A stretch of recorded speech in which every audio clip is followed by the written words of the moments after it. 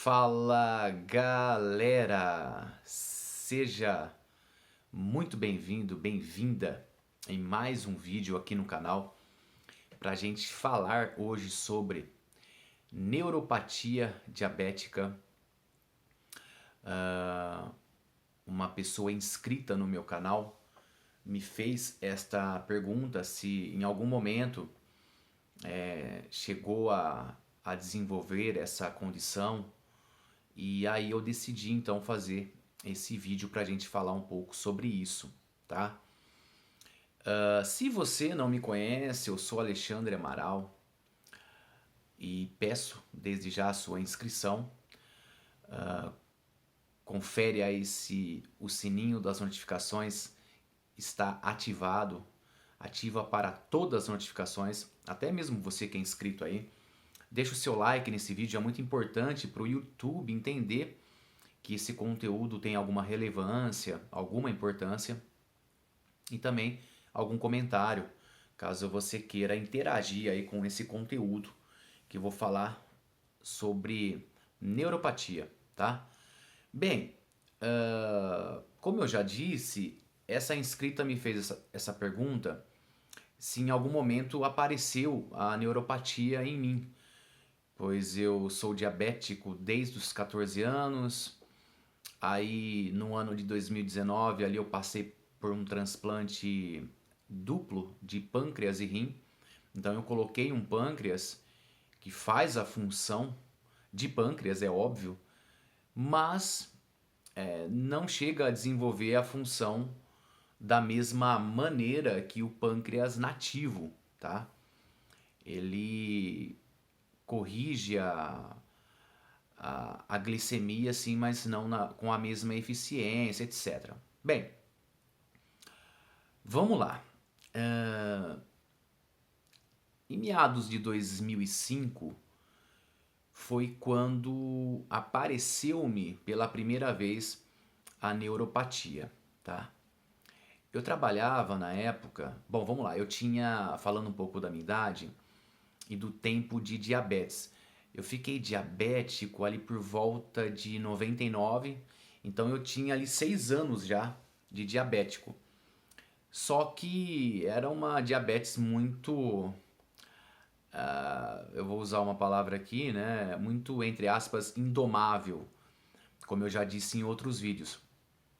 E aí, eu já tinha, em 2004, apresentado uma complicação, que eu até posso falar num outro vídeo, que foi um abscesso pulmonar e pode ter sido por causa da diabetes. E aí em 2005, então, tô vendo aqui a direção da câmera, por baixo da câmera aqui eu fico às vezes com a mão me guiando para na hora que eu tiver que finalizar o vídeo. Então, porque eu faço isso sozinho daqui. E já aproveitando, eu acabei esquecendo no começo do vídeo, se você é pessoa com deficiência visual, vai ter uma audiodescrição aí básica na descrição deste vídeo. Então, em 2005, eu trabalhava numa fábrica de lápis aqui na cidade onde eu moro. Ela fazia lápis colorido, lápis grafite. Muitos conhecem, é a Faber-Castell.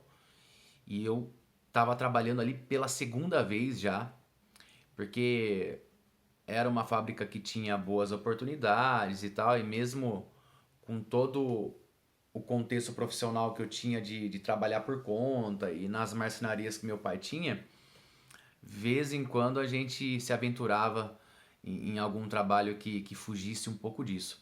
E eu estava trabalhando ali na Faber e eu lembro que eu fazia um turno da 1 da manhã às 7, da 1 às 7, eu trabalhava de madrugada. E eu chegava às 7 horas, eu saía às 7 horas, chegava por volta das 8, 8 e meia em casa, e eu tinha uma alimentação muito irregular naquela época, muito, sabe, bagunçada. Então eu chegava em casa, às vezes em vez de comer uma coisa saudável, eu comia coisa doce, então era muito bagunçada a minha vida nesse sentido. E aí eu percebi, eu trabalhava num setor chamado giz de cera. A gente trabalhava numas caldeiras médias, com umas mesas onde a gente fazia giz de cera. Então a gente despejava ali o próprio, digamos assim, líquido do giz de cera, quente, e aí a gente abaixava aquela mesa e então ligava o resfriamento e depois subia com todos os gizes, eu acho que é o plural, com todos já modelados, né? E aí o que acontece? Eu comecei a perceber uma dor muito estranha no meu abdômen, uma pinicação, pegava bem na parte inferior do umbigo assim, descia um pouco aqui, sabe? Chegava um pouco nas coxas e era uma, mas não era uma pinicação de coceira, era como se fosse, parecia que eu tava recebendo agulhadas assim, várias agulhadinhas assim, simultaneamente. Parecia que eu estava vestindo uma roupa com pedacinhos de caco de vidro. E eu comecei a estranhar aquilo e, e fui aguentando até onde deu, até que essas dores começaram a ficar mais intensas.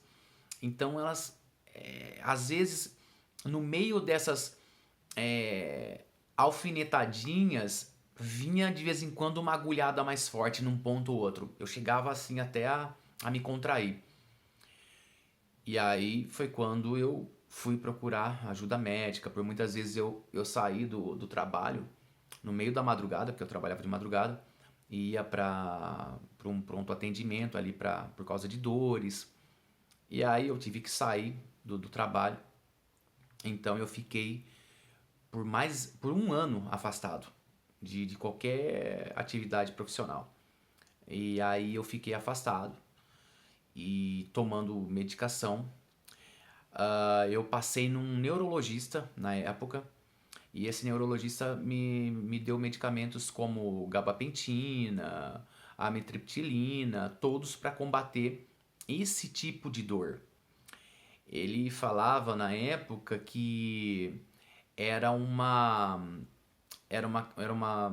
vou chamar de doença, era uma doença que se manifestava através de uma parada meio que neurológica, assim, né? Tipo, o cérebro enviava esses comandos de dores. Não sei de muito detalhe sobre isso, tá, galera? Confesso que eu não tenho muito conhecimento sobre isso, né? E eu lembro do que ele me explicou. E aí esses medicamentos eles iriam ajudar a combater, tipo assim, ó, a ensinar o cérebro a não receber ou não promover ou não gerar esse tipo de dor. Era como se fosse uma dor virtual, alguma coisa assim.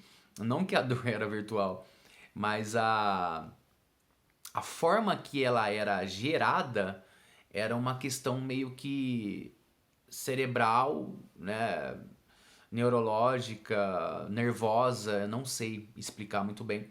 E ela se manifestava no corpo, óbvio. Aí a manifestação era a dor de verdade mesmo. E aí eu tomei esses medicamentos por muitos anos.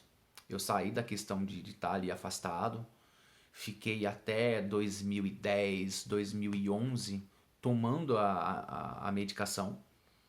Depois disso, aí eu fiquei, eu acho que 2000, vamos falar assim, porque faz muitos anos, né, galera? 2012, 13, 14, 15, 16, 17, 18, 19, vamos falar 8 anos praticamente, sem a manifestação das dores da neuropatia, tá? Além dessas, aí só vamos falar um pouco mais dessas dores. Porque elas começaram na região do abdômen aqui, um pouco mais para baixo, só que aí depois elas já se manifestavam na coxa, elas se manifestavam nos pés, no meio, eu estou mostrando aqui pro vídeo, no meio dos dedos das mãos, nos braços, na parte aqui na parte de trás aqui do braço, onde é o tríceps, se manifestava também algumas agulhadas. Então, ela começa a se espalhar. No meu caso foi assim. Por que é interessante eu falar do meu caso? O meu saudoso pai, ele também teve essa neuropatia desenvolvida, mas não por causa de diabetes. Olha que curioso. A minha neuropatia era diabética. A do meu pai não era.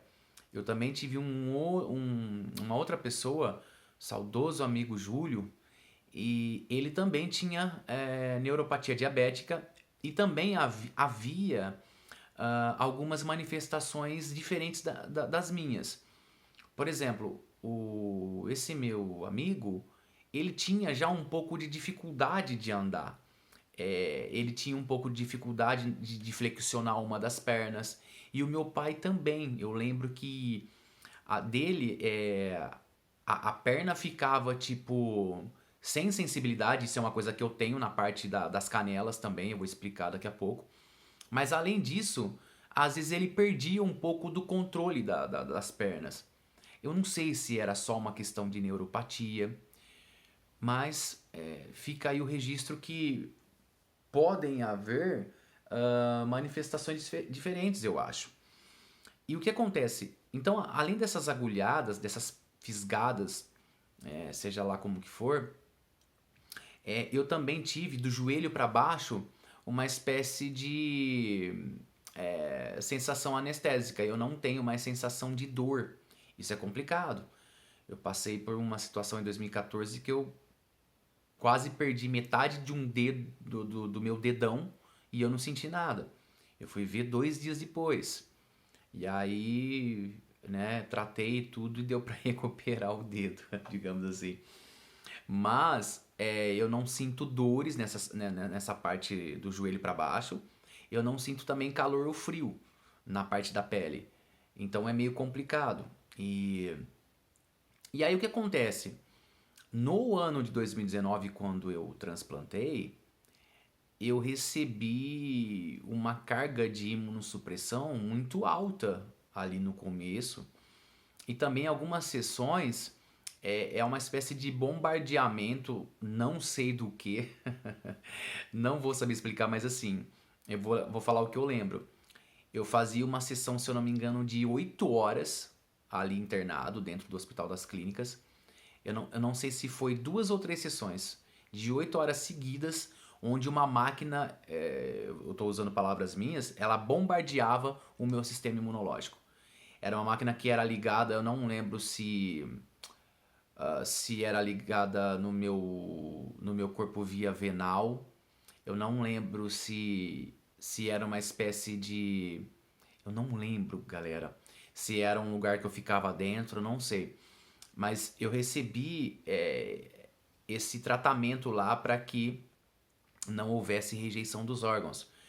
Então, com tudo isso e com a entrada dessa medicação nova ali no ano de 2019, a neuropatia apareceu de novo.